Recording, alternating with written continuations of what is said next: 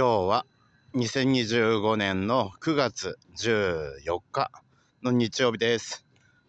ここはね、群馬県ではなく埼玉県の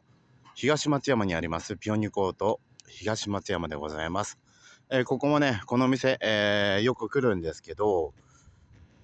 いつも晴天なのですが、今日はしっかりと雲が覆っていて、群馬から出た時はね、雨がすごかったなと思いながら、で、ちょっとね、ガムを噛みながら運転をしていたんですが、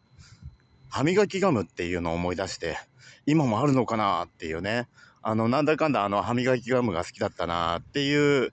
のを思い出しながら向かいました。何の話はい、